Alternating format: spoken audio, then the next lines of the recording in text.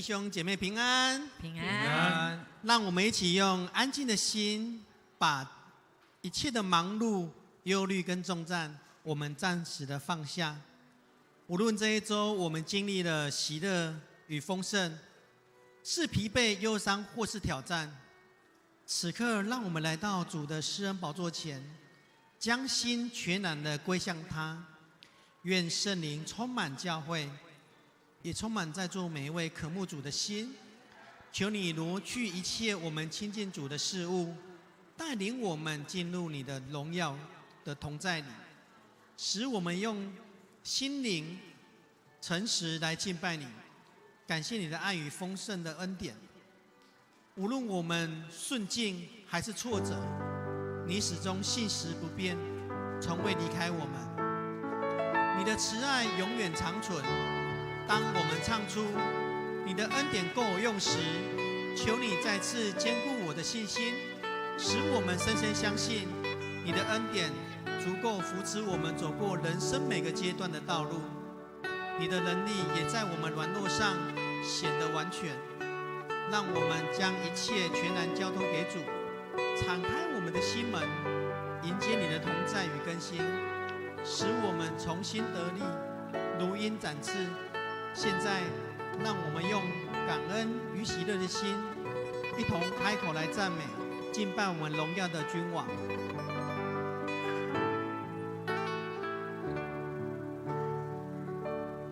呼唤心意即实在，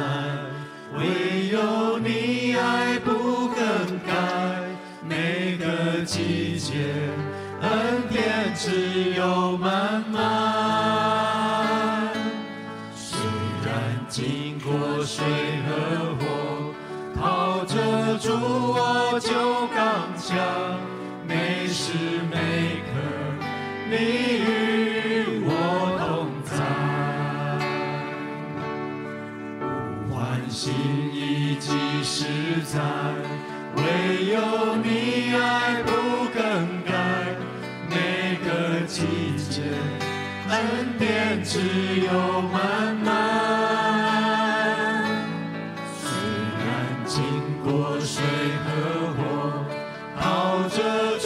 我就刚强。每时每刻你与我同在，你的恩典够我用，能力不比我软弱。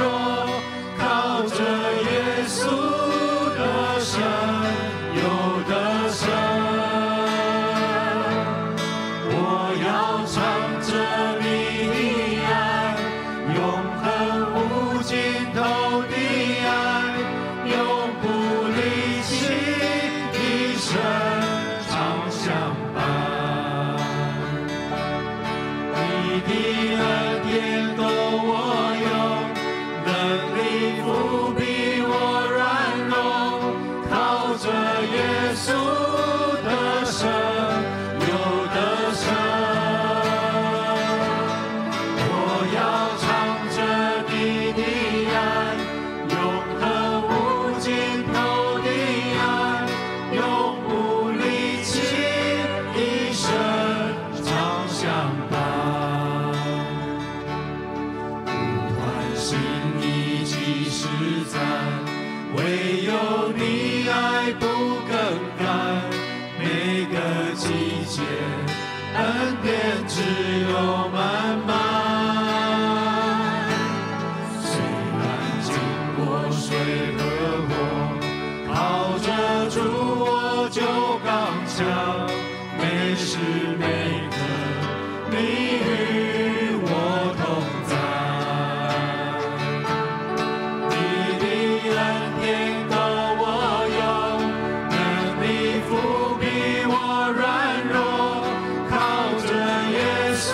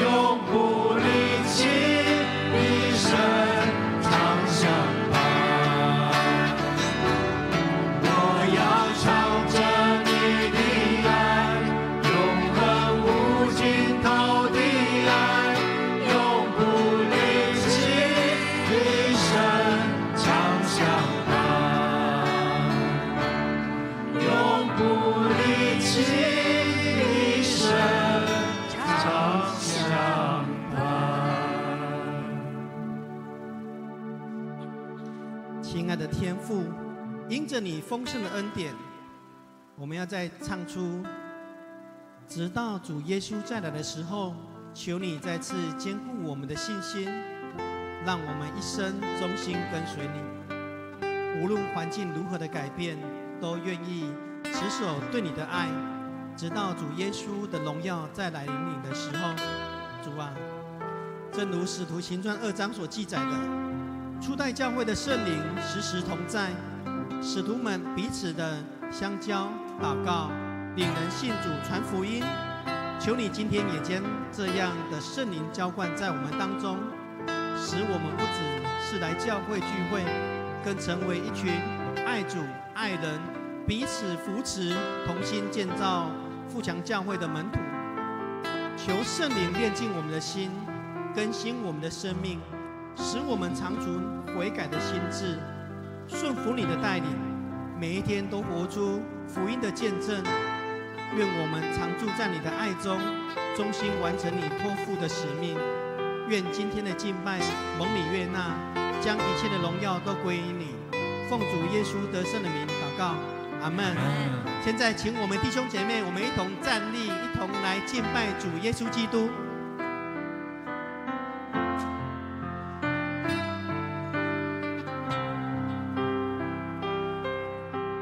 直到主耶稣再来时候，我要走是封闭道路，在闭门，在闭路，背起我的十字架。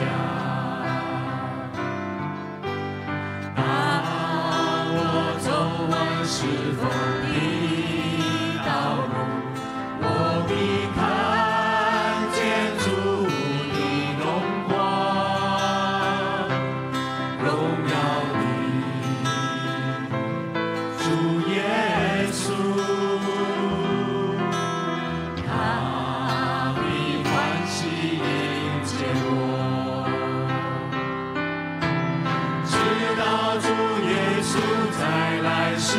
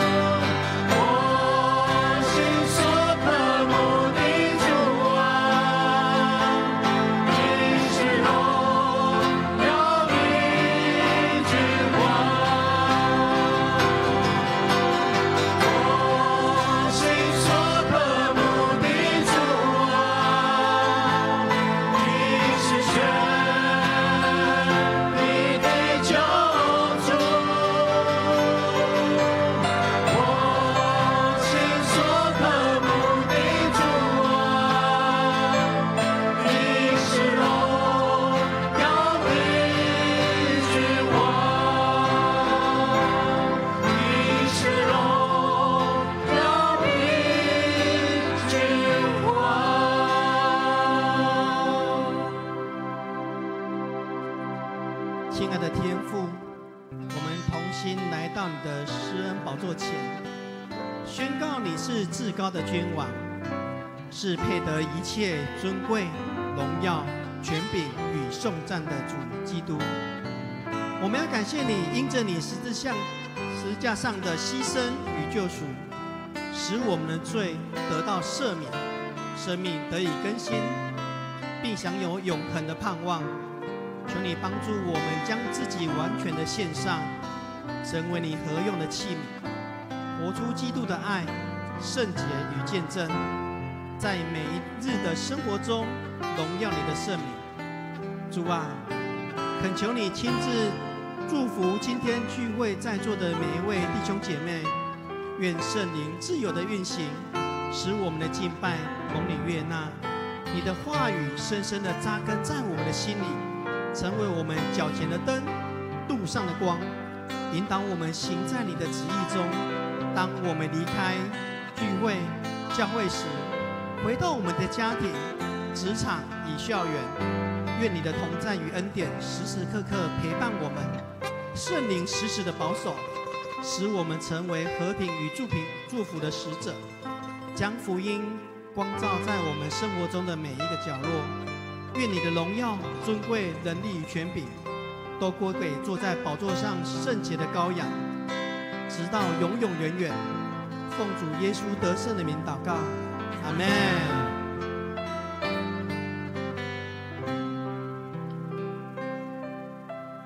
坐在宝座上圣洁羔羊，我们夫妇敬拜你，昔在今在以后永在，唯有你是全能真神。坐在宝座上尊贵羔羊，我们夫妇敬拜你，颂赞尊贵荣耀权势，都归给你，直到永远。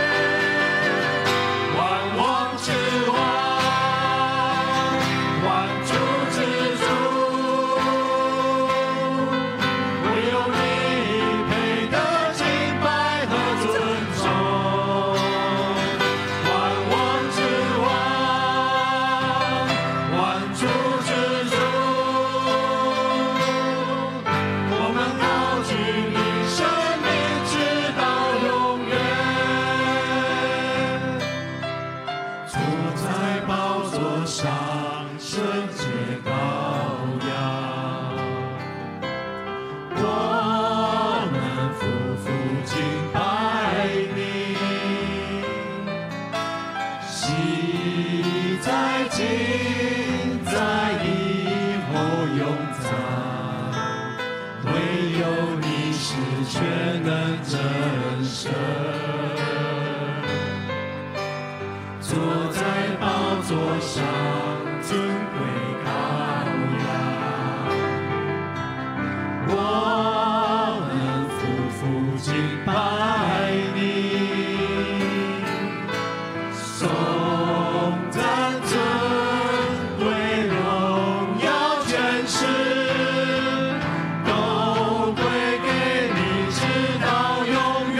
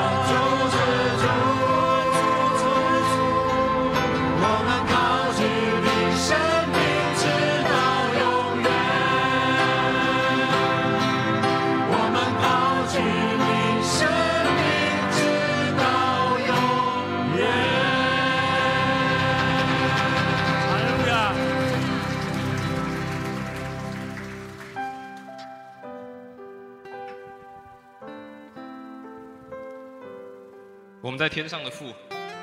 你就是那位万王之王、万主之主，你配得我们一切的称颂，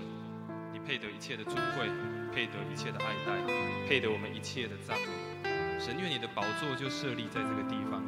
当我们敬拜你、高举你名的时候，你的同在也在这个地方，你的荣耀也在这个地方。神啊，愿你在今早的礼拜当中，让我们再次看见你荣耀的彰显，看见你的同在在我们每一个人的心中，也在早上的这场聚会当中。神啊，愿你带领我们，让我们可以与你来亲近。当我们亲近你的时候，神，我们就要再次看见你那属天的恩典、属天的盼望、属天的喜乐、属天的信心，就要再一次临到我们每一个人的生命当中。愿神你亲自带领我们，让我们在早上的聚会当中，在这个重要也是美好的时刻，我们要来亲自与你相遇。愿神你亲自赐福保守早上的礼拜。在这个时候，我们要再次用你所教导我们的祷告文，我们要一起来祷告。我们在天上的父，愿人都尊你的名为圣，愿你的国降临，愿你的旨意行在地上，如同行在天上。我们日用的饮食，今日赐给我们，免我们的债，如同我们免了人的债，不叫我们遇见试探，救我们脱离凶恶。因为国度、权柄、荣耀，全是你的，直到永远。阿门。大家请坐。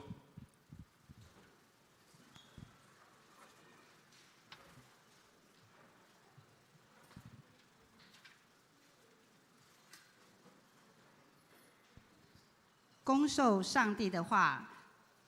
今天我们要读的经文记载在《使徒行传》2章38到42节，我们一起来读。彼得告诉他们：你们每一个人都要悔改，并且要奉耶稣基督的名受洗，好使你们的罪得到赦免，你们就会领受上帝所赐的圣灵。因为上帝的应许是给所有我们主上帝所呼召的人，就是你们的儿女和一切在远方的人。彼得又用许多话向他们做见证，勉励他们说：你们要救自己脱离这些邪恶的人所要遭受的惩罚。许多人领受了他的信息，并接受洗礼。那一天，信徒约增加了3000人。他们专心向使徒们领教，参加团契生活，分享爱宴，一起祷告。以上，愿上主赐福给领受他话语的人。献诗，我们请主日学夏令营的同工们，他们所要献的诗歌是《爱是》。献诗完，我们请曾牧师讲道，讲道的题目是“我们是教会”系列3，渴慕真理的教会。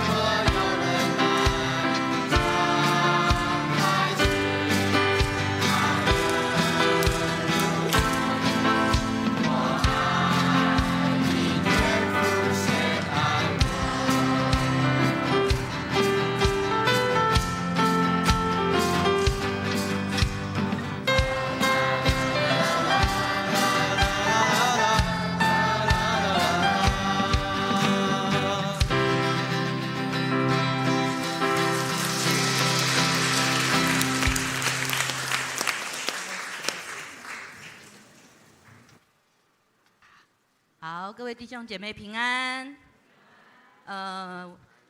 在今年的夏令营，我们从礼拜4开始有3天半，到今天早上刚刚第一堂结业式已经整个结束了。然后呢，在整个营队里面，其实是包括在前面1、2个月时间，我们就已经开始在筹划跟准备，然后还有在邀请同工们哈。那非常感谢今年我们的学员报名的有参加有38名，上次有说报名有说明过了。然后呢，可是呢，我们的同工人数比他们还多。我们不只坐在那个圣歌队那些，我们还有隐藏在第一堂的那个长辈们里面哈。那个爱心午餐团队的妈妈们7点半就来，好，然后呢，而且前一天就来帮忙我们准备餐点。然后呢，这个有够多的时阵，大家忘记应该不用讲台语，流汗流得满头的时候，推着那个来装餐的时候，还笑容满面对着每个孩子哈啊！感谢神，其实真的就是在这个营队当中，我们看到神的爱在我们的团队里面运行哈。那神的作为也在这当中。那我相信，对我们每一个同工来说，神的作为跟他的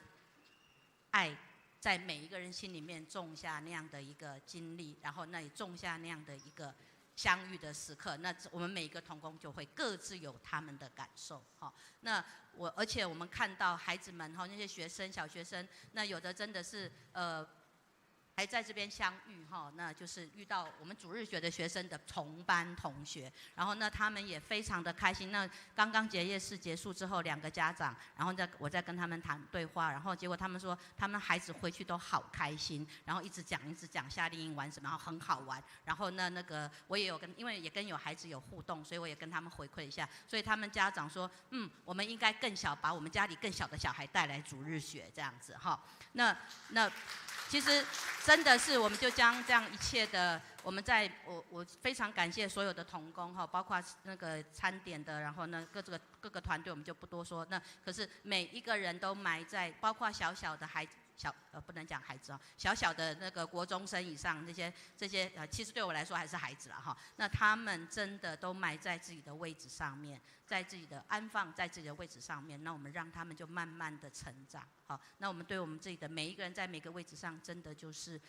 每一个同工真的不用我操心，然后就自己把自己的部分做好那或者是提醒一下，不小心忘了累了，因为从早7点半就来到教会地下室，到晚上大概快6点才回家然后跟着学生8小时在一起，那样的一个体力上的付出跟精神上的拖磨嘛，这台语刚刚我第二就是必须要自己付上心理的陪伴，那是一个非常美好的经验跟很特别的经验那所以在这当中，愿神做工在我们每一个同工当中，也在每一个学员当中，甚至包括家长当中。好，谢谢也谢谢教会的弟兄姐妹为我们代祷，为我们扶持，然后也谢谢教会的牧者夏牧师、谢牧师、瑞平牧师在旁边这样陪伴我们。好，谢谢大家。好。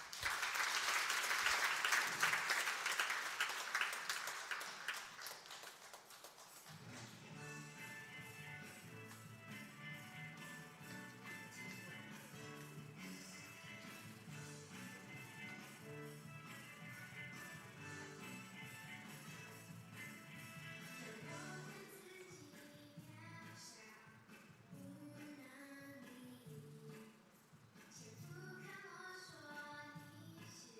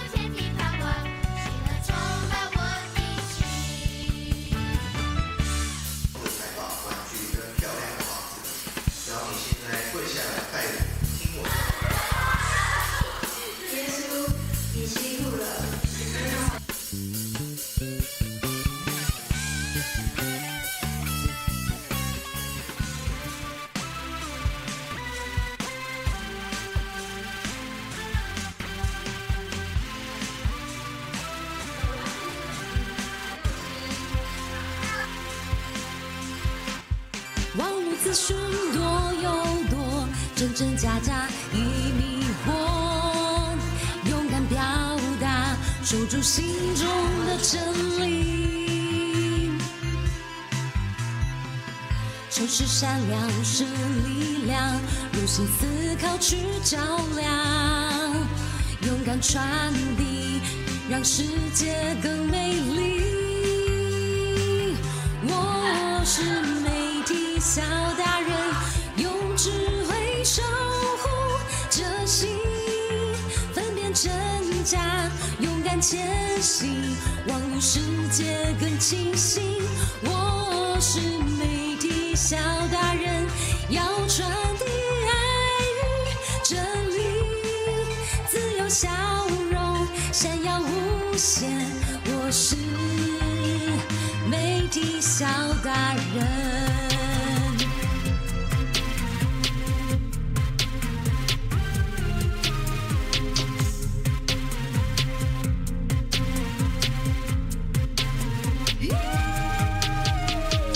我是媒体小达人，用智慧守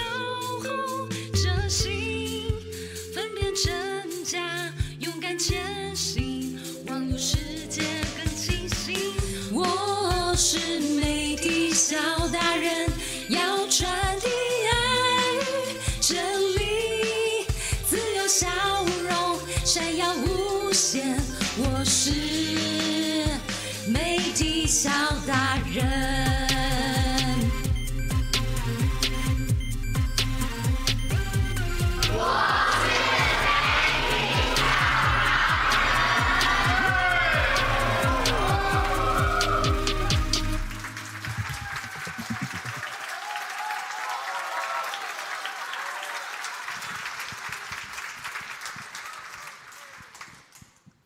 好，亲爱的弟兄姐妹，大家平安。没关系，我们再一次在这边一起聚集，看见你们还这么有活力，真棒啊 ！OK， 好，已经4天半了哈，从礼拜几到3天半哈，礼拜四，然后到礼拜天的早上啊，他们刚刚结束。那当然，刚玉翁校长跟我们大家一起分享，其实花了很多的心力在预备这个夏令营哈。那真的是从一大早，他们7点半他们就来啊。平常上课都没这么准时那来这里他们很认真哈，那都没有缺席，7点半就来早祷预备，一路到晚上5、6点，然后才回到家里休息，隔天一早7点半又继续来哈，所以真的是很棒，我们有一群这样的同工，然后有很棒的一群年轻人，很棒的一群老师。那刚刚玉翁校长有讲到，我们有很棒的教会的长辈。那也有所有的弟兄姐妹一起祷告，一起参与在其中。那我想令人感动的是，我们真的是看到在教会当中，真的是一代一代，然后不断的一直下去，然后传承。我想特别疫情过后，我们在连续这4年，我们都有举办夏令营哈，因为疫情那当中。因着很多的缘故，没有办法进行夏令营，所以在疫情后，2023到今年26，每一年都有夏令营。那我印象很深，2023的时候，那时候有年轻人刚加入到这个夏令营，那时候他才国1，他现在已经高1了，高2了，已经又过了3、4年。那个时候就他想说什么叫夏令营？因为疫情的时候让他们没有办法参加夏令营，他们没办法当同工。所以我记得4年前的时候。大家都一脸就是不飒飒，就是我要做什么，我要带些什么，但没想到4年过去了，就是这些人他们也长大了，从那个国1到高1了，到高2了，然后开始承担一些工作，开始承担很多这样的服事，所以我们也看见在今年的同工当中，有非常资深的主日学老师，但是在我们今年的同工群当中，最小的同工是今年要升国中1年级而已，所以我们就看见。这是在我们的教会当中很棒的一件事情，是不断的在做传承的工作，不断的有新的人加入，不断的人在这个地方被造就，然后被培育起来。所以我们也不再除了感谢这群同工之外，我们这也是继续为这群同工来线上祷告，求神纪念他们的服事。也特别在我们的教会当中，我们继续看见有这样很美好的产业。很美好的这样的果效不断的来发生。那我想今年的主题叫做媒体小达人。好，那为什么是这个主题呢？我们知道在2019年教育部有更改过那个12年的这个课纲。那这个12年课纲里面呢，它现在很强调一件事情，叫做素养，有各种不同的素养，所以有3大面向，然后9个项目。那其中一个项目呢，就是这个媒体素养、科技资讯与媒体素养，帮助这些孩子他们去辨别在这个网络时代什么是真的，什么是假的，什么是值得相信的，什么可能是被欺骗的。那在这样的过程当中，也带领孩子他们有活动。有这个最后有戏剧的演出，也帮助他们透过圣经的话语、圣经的金句，让他们知道什么叫做真理，什么叫做真实的事。那我们刚刚没有背经哈，哇，第一堂是有背经，所以第一堂弟兄姐妹知道我们的第一句的经文跟今天我要讲的主题很有关系。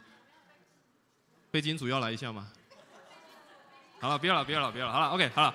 在他们的小朋友当中，有一个非常重要的经文，他们背的经文叫是：你们要认识真理，因为真理使你们得着自由。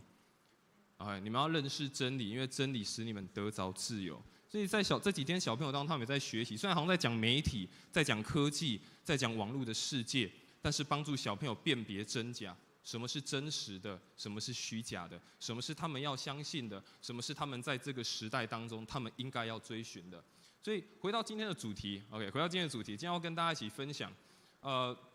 这是在一间教会里面 ，OK， 既然我们是一间教会，那我们也要一起学习，成为一个渴慕真理的教会。真理使我们得着自由，真理也使我们寻找到一个正确的方向。所以在我们要开始分享信息之前，我们再次做一个祷告，我们来开始今天的分享信息的分享。亲爱的父神，感谢你带领我们在今天早上，我们再次来到你面前，一同聚集，一起来敬拜你。所以我们特别感谢你在这个礼拜你的保守、你的看顾，让38位的孩子来到教会参与这个媒体小达人的夏令营。我们也看见许多的同工花了非常多的时间在尽心尽力的预备，求神你亲自来纪念他们，也求神你带领我们在这段聆听你话语的时间，也让我们可以再一次将我们的心来转向你，让我们明白你的真理，将那重要宝贵的信息放在我们的内心当中。愿你带领我们献上我们的祷告，奉主耶稣基督的圣名来求，阿们。今天要跟大家一起分享这个信息是其实是接续的在上一次的信息当中，讲到初代的教会，他们有一个非常重要的开始，就是他们领受了圣灵。当圣灵降下，五旬节来临的那一刻，当时的人他们开始讲起了别国的语言，讲起了方言，许多人就讥笑他们说，他们是不是喝醉酒了？一大早上9点就喝醉酒，不然怎么会讲这么特别的语言呢？但没有想到彼得后来站了起来，他跟大家说明，他们不是喝醉酒，他们不是胡言乱语，他们是领受了圣灵，他们是在那里再一次去经历到上帝的作为。所以当圣灵临到那个初代的教会，临到彼得的身上，当他传讲耶稣基督被钉十字架、复活、被高举的信息之后，在第2章37节我们没有读到的经文，他说这些人听见了，他们的心是非常的激动，而且经文描写是什么？扎心，好像被针刺到一样，让他们觉得听到这个信息，听到彼得所说的这个事情，让他们觉得非常的激动。过去可能没有这么样的一个这样激动的心情，过去没有这么完整的听到这件事情，所以在初代教会人当听到彼得说的这件事情，经文描写他们非常的扎心。所以彼得接着说，我们刚刚一起读了经文，他就告诉这些人什么事情呢？他说：你们每一个人要悔改，奉耶稣基督名受洗，好使你们的罪得赦免，你们就领受上帝所赐的圣灵，因为上帝的应许是给所有我们主上帝所呼召的人，就是你们的儿女和一切在远方的人。彼得就这样告诉这一群在教会这群的信众，告诉他们一个非常重要的信息。而这段的经文之后，这个使徒行传的作者路加，他没有继续描写说这些人听得非常扎心，那这些人听了非常的激动，那他没有描写说，既然这些人那么激动，都来一群人了，那我们要怎么组织他们？我们要怎么样给他们一个策略？我们要怎么样让他们有一个好的运作？要怎么帮助他们好可以做很多的事情？路加没有这种描写，他反而是用2个非常特别而且生动的动词描写这些人来到当中，他们做了什么事。第一件事情，他说他们领受上帝的话；第二件事情，他说到他们专注在使徒的教训当中。所以在这个教会的开始，来了那么多人，刚刚我们读经文说来了3000个人受洗，但这3000个人没有想说，我要怎么分配他去牧区，我要怎么分配他去事工，我要怎么分配他做什么事情，或我们要给他们什么样的策略。反而在这个经文当中，他说到只告诉他们2件事：第一个就是他们领受上帝的话语；第二件事情，这些人他们非常专注在上帝的教训当中，在使徒所教导他们的事情。所以盼望透过这样的经文，我们也一起来学习我们的教会。当然，在最一开始的这个整个系列的第1讲，我有分享过一件事情是，事实上那个教会不是只有富强教会，我们在一起这个教会叫做教会，而是我们每一个人其实都是一间教会，我们每一个人都是一间教会。所以当在讲这个主题的时候，虽然好像在说教会，在说富强教会，在说我们这个群体，但实际上也在说我们每一个人也都是一间教会。所以第一个，在这个使徒的初代教会当中，我们看见一件事情，什么事情？第一个就是他们乐意领受上帝的话，他们这个成为他们教会共同的起点。就是我们看到初代教这3000个人，或者是这些使徒们，他们很重要一件事情是，他们乐意领受上帝的话，以至于这个成为这个教会共同的起点。在刚刚的经文当中，我们一起读到在第2章第41节，他说：许多人领受了他的信息，彼得所传的那个信息，他们接受洗礼。而那个时候呢，增加了3000个人。OK， 那时候增加了3000个人，你就会想说，哇，3000个人，彼得到底除了讲之外，还有没有做什么事情？不然怎么来了3000个人？是不是那个教会有什么好吃的？有没有什么好玩的？还是有没有这么棒的夏令营？所以来了3000个人。但你看经文其实没有描述这些事情，他只说他们领受了彼得所传的这个信息。这个领受不是只有被动的听见，就是我听见了这件事情，我接受了某一个资讯，我接受到了某一个讯息，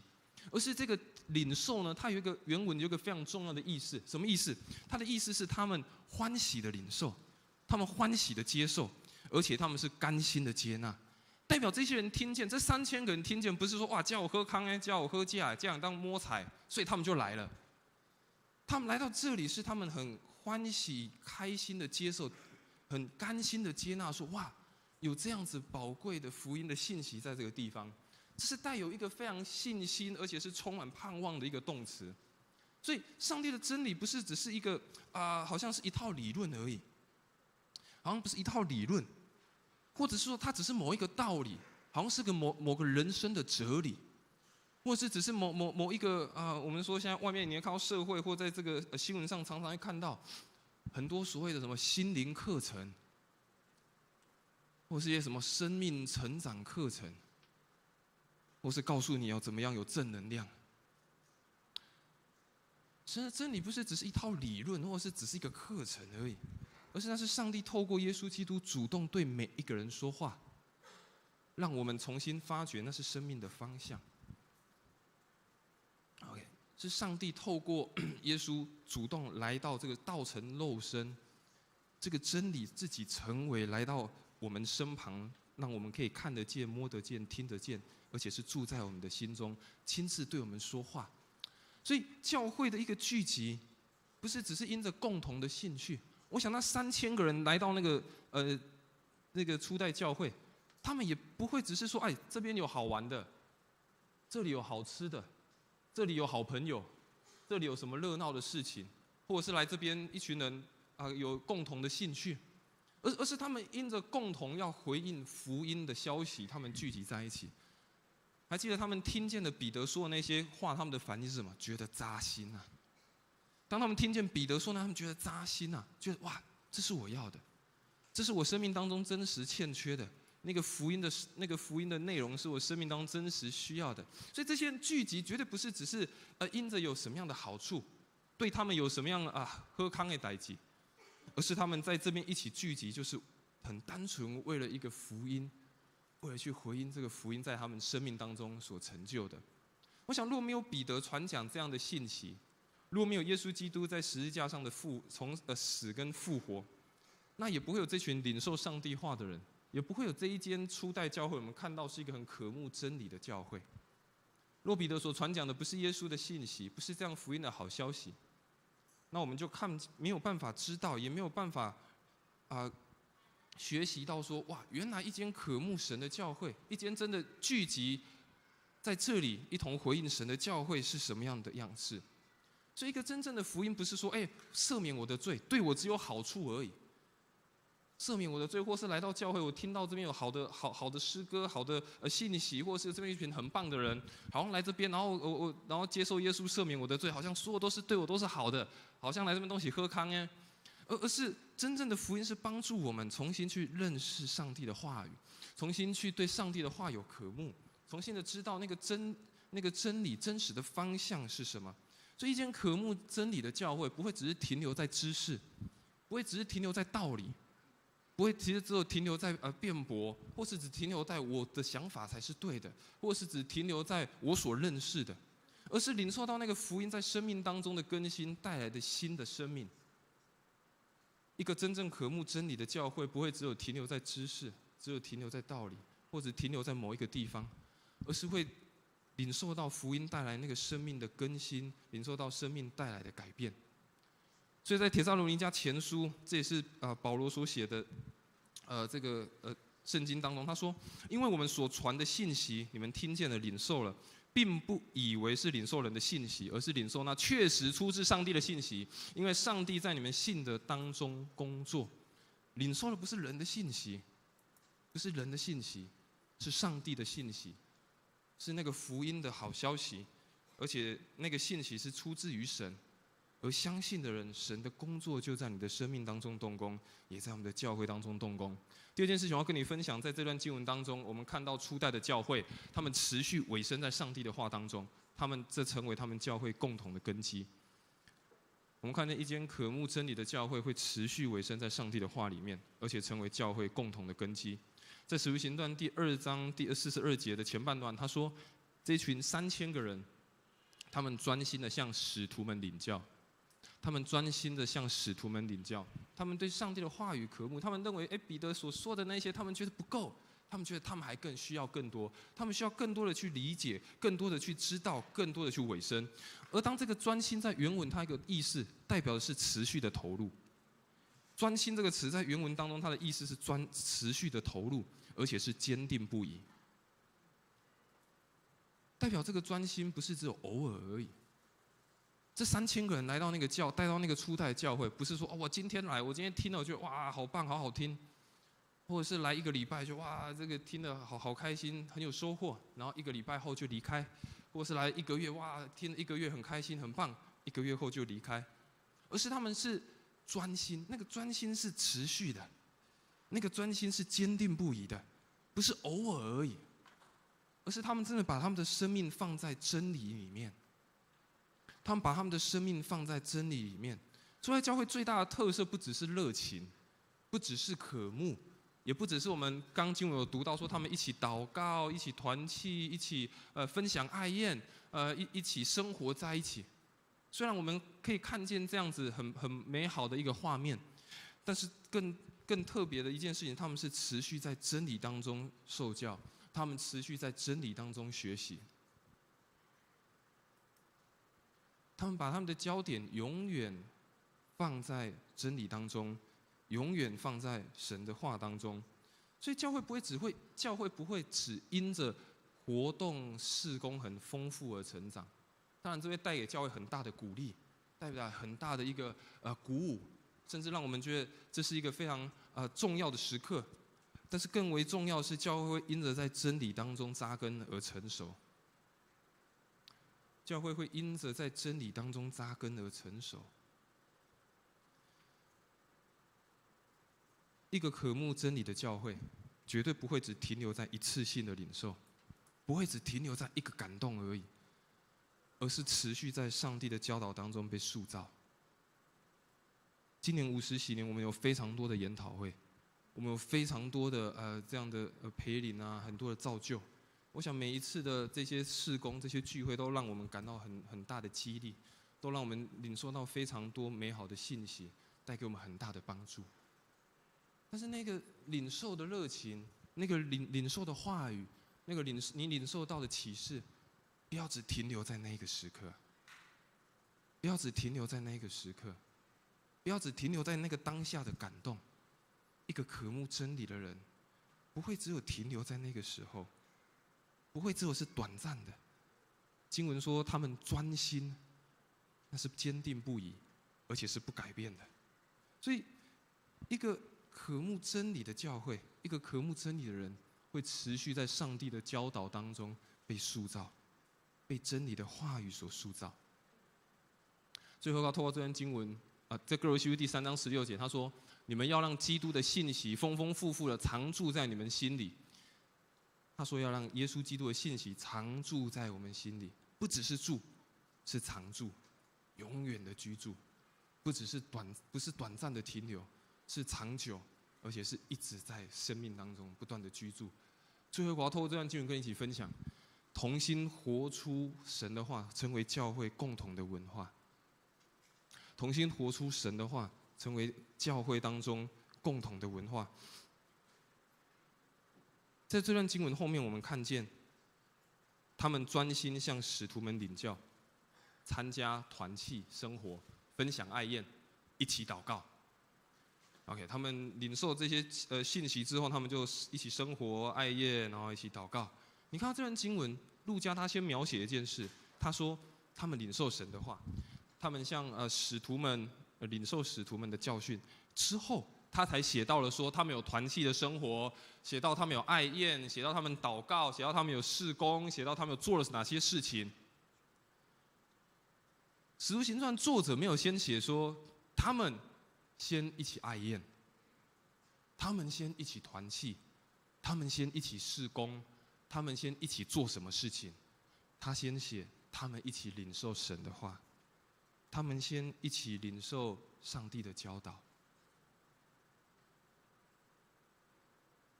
当一切的事工，当一切我们所做的，没有以上帝的真理做开始，没有以上帝的根基作为起点，那只是我们自己在做我们想做的事。使徒行传的作者这么说，他们先一起领受神的话，他们先一起把那个真理放在中间，他们才一起爱宴，一起祷告，一起团契，一起生活。代表那不是一项活动而已，而是那是来源。如果我们在这里每一次一起聚集，我们领受这些上帝的话语，我们认识福音的能力，这些真理的话，如果只是停在我们的头脑里面，你就增加一个知识而已，你多懂一个道理而已。但是这个真理进到我们的群体里面，它就会塑造一个文化出来，塑造一个认识真理的文化，讲真理的文化，用真理互相祝福的文化，用真理互相鼓励的文化，用真理互相带导的文化。用白话字的在这个历史100多年来有各校公报有曾经发生过2次被停刊的情况那后来在30年前呢，有鉴于说我们各教会很多会有在灵性福音的需要，所以就设立了更新周刊现在发行了10万份这个我们是教会公报，还有读经手册，我们的新眼光查经手册，还有少年新眼光还有我们的网络的新闻网，还有包括我们在抄写圣经的公事工。那牧师代表公报师跟大家邀请说，我们一起来为这个文字事工奉献。我们小会呢，特别是把这些奉献把它拆分成3个部分，一个部分就是为他的主日奉献，第二个就是我们很多会友每个礼拜的都很喜欢看这一份这个更新周刊这些都是由很多人写的见证。那我们奉献每个礼拜看我们为他们做奉献。另外就是为新眼光读经来奉献如果你有感动，我们教会我们这个周报里面有夹这个奉献袋，你可以按照你的感动来奉献。如果今天不方便，也可以下个礼拜再拿过来。我们简单看一段这个请安的影片，来，我们请帮忙。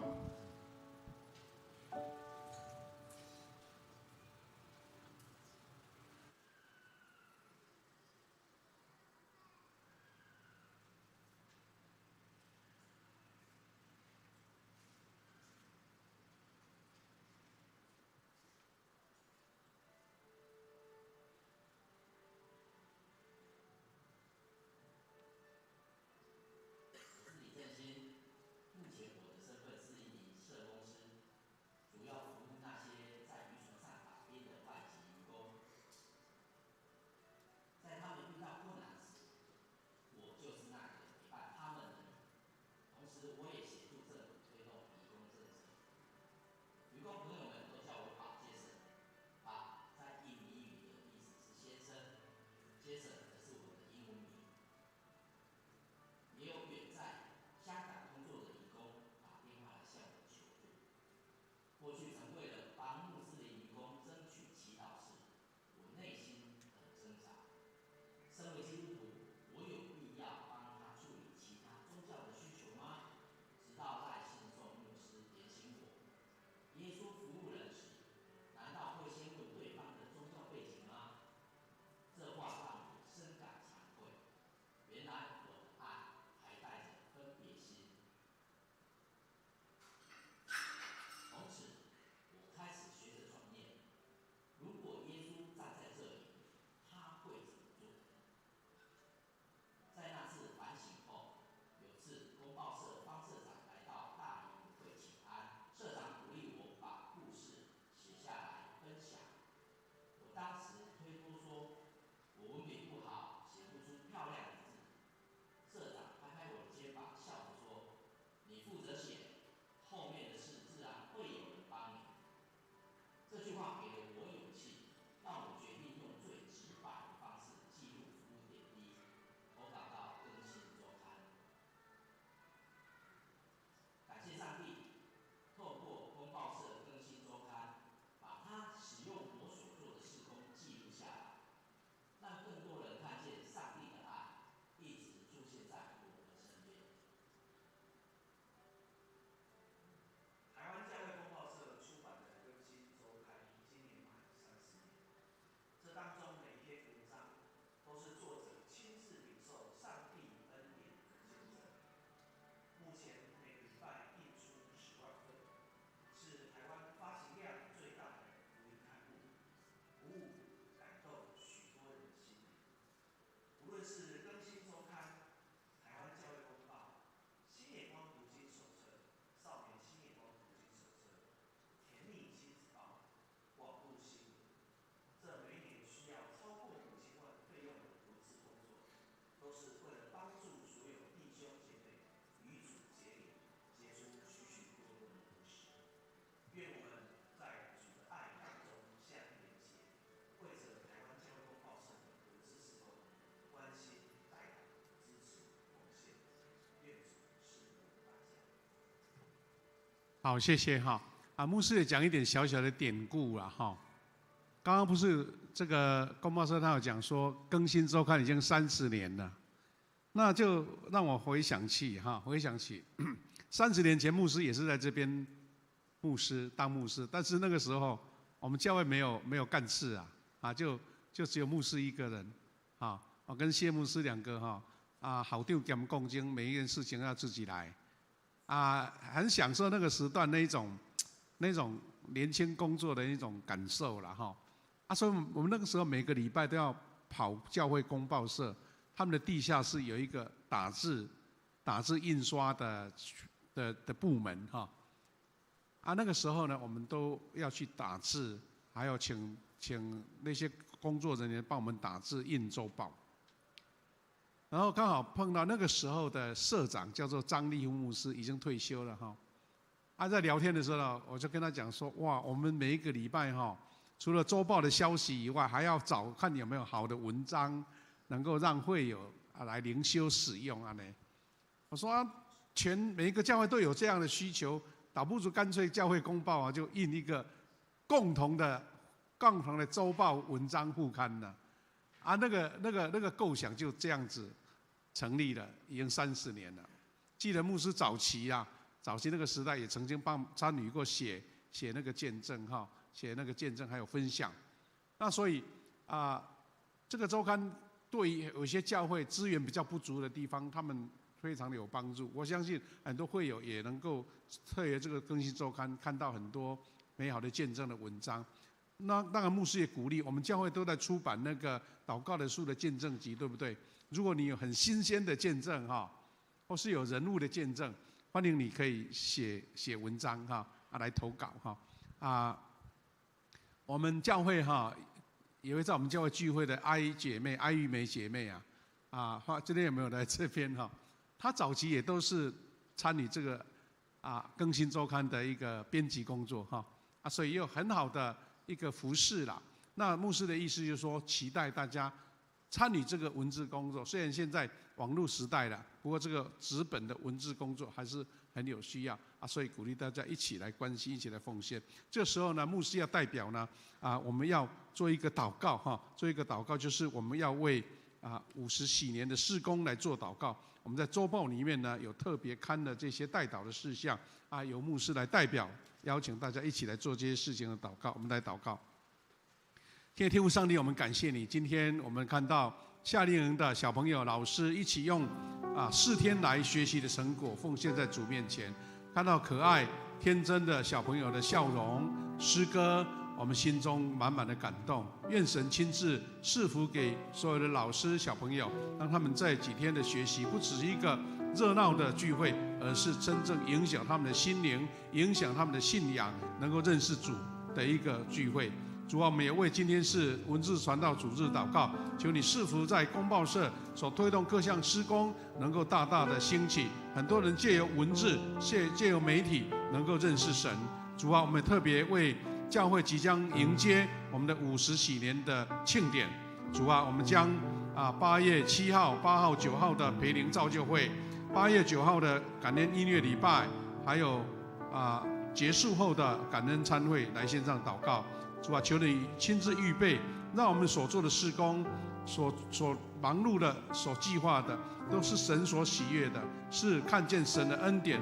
将神的恩典满满的分享给各位弟兄姐妹的。主啊，我们为教会这些事工，求主圣灵亲自来眷顾、扶持、保守、遮盖，让恶者不再有空隙来攻击，让我们的事工能大大荣耀神。我们为培灵教这位事工，为圣歌队的诗歌练习，为感恩礼拜众多会友，还有护墙桥回到我们当中的路程，都求你亲自预备保守，让他们顺利参加。我们也为感恩餐会由饭店所准备将近90桌的这个餐食祷告。主啊，求你让我们的饭店以及所有的工作人员有神赐给他们的恩典，所烹煮的菜蔬，所有的食物都是干净卫生，而且我们教会所推行的桌次安排也蒙神的保守，一切都顺利。特别求你保守在这个庆典当中的气候能够稳定，交通来宾的交通也能顺利，特别是长荣酒店还有文化中心的场地配合也都很顺利。特别我们为50禧年所需要的庆典的事工的经费祷告，求神亲自预备，因为我们知道仰望神，神的供应必定充足。愿神亲自借由我们的庆典来看见神在我们当中显现的荣耀祝福。愿神也保守每一位弟兄姐妹所参与的服事都能蒙神所喜悦。我们奉主的名来祝福所有的事工顺利，也求你保守我们后续的时间。我们这样感恩祷告，奉靠主耶稣基督的圣名祈求，阿们。奉献。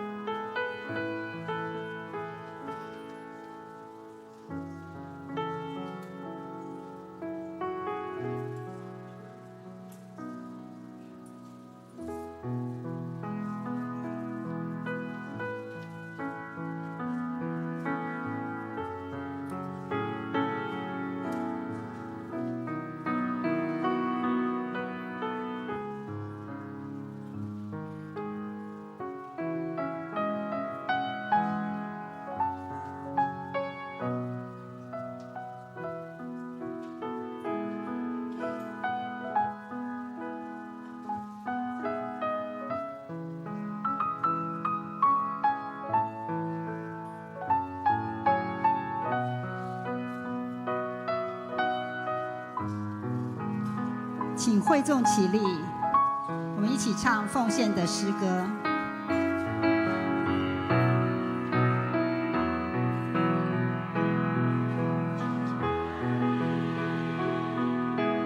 归耶稣。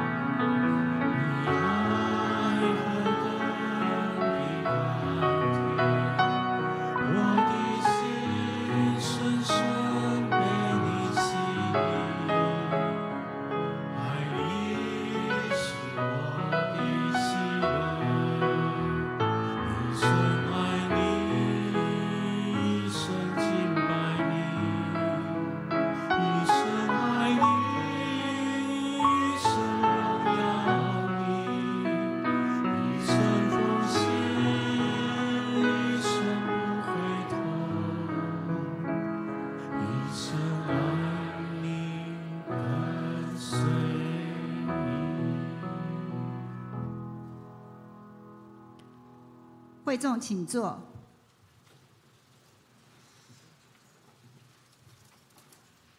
我们一起来背诵本月的金句，是印在周报第8页的下面。我们一起来念：耶和华必赐力量给他的百姓，耶和华必赐平安的福给他的百姓。诗篇29篇11节。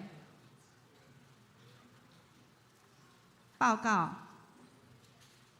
请翻开周报第2页。下周主日礼拜，服事同工，主礼是由夏牧师，司礼是李宗杰执事，其他服事的同工，请大家自行留意。我们翻开周报第4页，我们来看第3点本会消息。本会定于今天召开7月份定期小会，请小会员预备心参加。第4点，本会将举行社教50喜年感恩节庆。这一点我们会请夏牧师在待会详细报告。第5点，请兄姐为50喜年感恩的节庆所需的经费代祷以及奉献。第6点，请同心为50喜年感恩节庆推动的顺利，持续的守望祷告。我们翻到第5页，我们看第8点，本会预定于9月6日推动第9期幸福小组及福音茶会，希望大家能够踊跃的筹组幸福小组以及福音茶会。第9点，本会定于本周6举行50喜年感恩礼拜前的大扫除，请在今日以前回报给维稳长老或是办公室。团队负责的地点会在开始的前1周公布，感谢大家热情的参与。第11点的第1小点，吴金景传道的祝福差派礼已经在今天的第1堂礼拜中为他举行祝福差派礼，他将于下主日7月26日提前赴任花莲光滨教会，开始侍奉。请大家为金景传道在光滨教会的牧会服事得神保守，蒙恩得力来代祷。本月周6的礼拜是在7月25日礼拜6的晚上举行，欢迎大家主日因故无法参加礼拜者，可以在周6来参加。以上报告，请夏牧师补充。好，我来做一个补充哈。今天有一位新朋友来我们当中哈。吴汉庭弟兄在哪边？让我们欢迎你好不好？好，到这里啊，汉庭弟兄，欢迎你啊，欢迎你来参加，谢谢。另外刚刚我们说第一堂礼拜我们为精警神学生，现在是变成传道了哈，要开始到光滨教会来服侍了。那第一堂礼拜牧师特别邀请说，我们富强教会出身的神学生，虽然不是我们负责差派，要总会差派，但是我们给他祝福，也期待我们富强教会成为他的后盾哈。虽然到偏远的地方，对不对？听说这间教会也蛮弱小的，但是有我们的代祷跟支持，我相信我们富强出品的一定是非常非常棒的同工。我们为精警就是在那边来鼓励一下，来，好，谢谢。换句话说哈，我们富强教会出身的神学生到各地教会服侍哈，袂使闹鬼也就对了哈，就是好好做，为主做工哈。有什么困难不要客气，让我们教会给他代祷跟支持了哈。好，谢谢。我们也再一次谢谢我们的夏令营的老师，再次热烈的掌声，谢谢他们，来鼓励一下，谢谢你们。我看下一次就派一队到光明教会，那就厉害了啦去那边帮忙事工主日学好，青少年都可以敬拜赞美都没问题这一队很厉害的啦他们这一队其实就是8月就要去七美了，澎湖七美我们祝福他们好，时间不多，我们来做一点补充就好。第一个就是说，我们呢50喜年的事工快到了就是庆典8月9号，就剩下下个礼拜、下礼拜。那我们有很多事情，希望弟兄姐妹大家能够配合了解但是我们在快到的时候会再很细节跟大家报告。第一个就是我们的培灵造就会就邀请了刘子俊牧师来分享，有4堂。那是一个很难得邀请到了，我们在1-2年前就邀请，他都时间很难抓嘞。我们特别魏鹏长老跟我们的那个陈佑长老特别跑到台北去堵他，你知道吗？到他前面说，你一定要来，我们已经排下去了，你不来就开天窗了这个讲的比较夸张，意思是说我们热诚的邀请他，很难得，因为他很忙碌啦，青年一代的这个培灵会的牧师他全世界各地跑他们要来4堂，第一堂礼拜5晚上就是我们的祷告会的时间，第2堂早上我们的同工的训练会、造就会。但是我们富强教会哪一个不是同工大家都是同工你不来你不算同工嘛，一定要来。所以礼拜6早上8月8号早上来同工训练。那天晚上比较倾向于青年如果你觉得你也是青年，80岁也是青年也要来，对不对？最后就礼拜天了。礼拜天我们只有1堂礼拜，8月9号早上也是正常的8月9号的早上的礼拜。礼拜完我们休息一下，当天的下午2点半我们就开始入场了。我们昨天我们很多同工去场勘了哇，他们的那个厅很大，动线也很大，所以呢，我们邀请我们到时候我们的富强的弟兄姐妹，因为也有外侨，也有贵宾要来，我们不要比他们慢到，好不好？就是2点半都要到齐了啦。他们那个因为文化中心有一个小小的规定，他不能说好像要去菜市你走进去就进去了，他要票嘞，他要门票。我说哇那哪不被卖钱那么门票但是我们还制了一张很精美的门票，但是提早给你，到时候你忘了来带来也很麻烦。反正那个票就是一个象征，他的那个工作人员要现场收票不是让你大门开让你自己进去所以我们的同工会安排在前那个入场前一个桌子就你到了就1张票给你，1张票给你，那张票可以成为我们的纪念也可以夹圣经当书签所以记得我们互相邀请那一天因为这个文化中心它有停车场了，公共的停车场也有那个长隆酒店的地下室停车场，但是我们大概应该是6点多才进去那个餐厅嘛如果你提早进去停也可以啦，不过他会不会给你多收费我不知道，所以可能要自己考虑到停车问题骑机车也很方便啦，反正就是停车参加礼拜，然后参加餐会请大家预备心另外呢我们大概是8月2号我们会印制一张桌次表，餐会，因为有将近90桌那不是小数目，所以有地下室，还有3楼我们同工会好好把你的位置排好，但是有一点拜托你不要说奇怪谢牧师我要跟他坐一起，怎么没有跟我排在一起？我要自己过去不行一定要按照桌次表去做，好不好这样才不会乱掉。完到时候大家少一个位置多一个位置很麻烦，我们都会尽量考量到啦，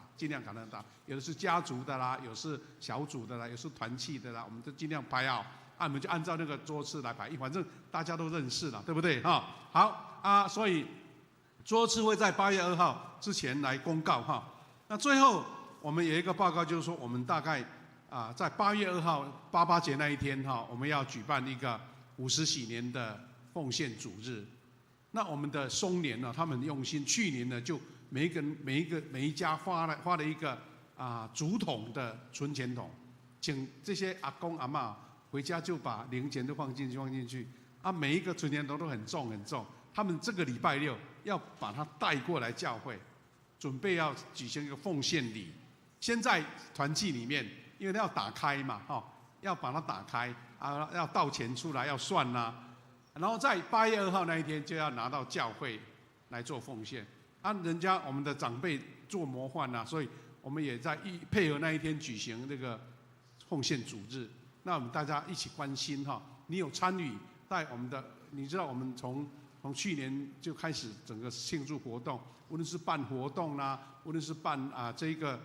硬体的改善啦、器材的改善啦，很多的经费需要大家的支持哈。所以呢，想用代祷的心，在8月2号我们会夹一个奉献袋，我们一起为这件事给人奉献，希望没有缺少了哈，没有缺少啊，也是一起来荣耀神啊，也请大家一起来帮忙来预备哈。好，最后要报告的就是说，因为我们周年庆在8月9号没有办法举行圣餐跟洗礼式，所以我们延了1个礼拜，8月16号来举行圣餐礼跟洗礼式。那目前报名已经有10位了哈，成人洗礼有6位，那信仰告白有3位，还有一个是坚信礼的1位哈。那期待我们在下个礼拜前哈，还有要报名的还可以来得及，因为我们要办2个礼拜的学道班啊。如果下礼拜前7月26号以前报名，都还来得及安排哈。啊，如果还没有报名的，请赶快来报名啊！我们把资料送到办公室哈，一起来参与这样子。最后一个刚刚有提到的啦哈，就是我们的这个礼拜六要举行大扫除，本来是要想那个清洁公司来帮忙，哇，那个花钱很多，想说50几年，我们大家一起来参与一下也不错啊，所以我们就征求各小组、各牧区、各团队派人参加，在下个礼拜我们的9点来到教堂里面，我们从5楼、4楼、3楼、2楼、1楼。我们一个重要的地方来做清洁哈用抹布啦、用水啦擦洗地板啊，我们希望能够焕然一新来迎接50几年啊。如果你还没有报名的，请向你的小组报名，或直接跟办公室报名说我要参加。那到时候我们的维文长老负责来筹划安排上多少人，这个区要多少人做多少人做什么样的工作，会更加通知啊。希望大家都有份来参与的啊，有份来参与。最后一个就是我们这个礼拜六25号晚上有我们的第3堂礼拜青年的礼拜，欢迎大家来参加。另外我们在地下1楼有还没有领到 T 恤的，赶快去领如果剩了我们才能够再额外来卖出了。我们都很优惠啊，一件衣服现在300-400块，我们才卖150另外还有那个很漂亮的我们的纪念碑，50几年纪念碑非常大气好用欢迎大家踊跃来购买，因为那个不是送的，要购买。那我们看到很多弟兄姐妹一次买10个、20个，我说那么多，你们家有那么多人，他没有，我要送给别人。用你自己来送礼物给别人，很棒一个很好的纪念，而且杯子很实用，而且摆在桌上每一天都看得到真的是最棒的纪念品欢迎大家来到1楼去来参加义卖然后带回家做纪念或送给别人我牧师这样做报告，谢谢。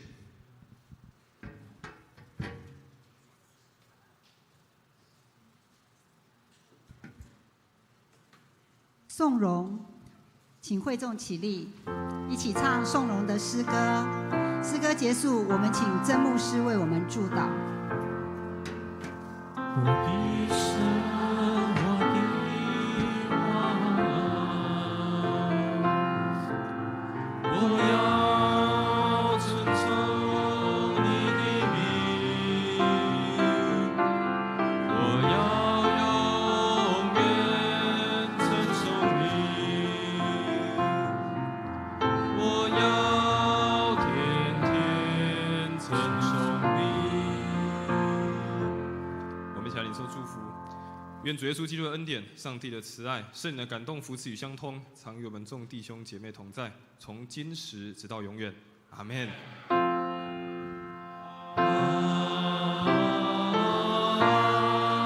门。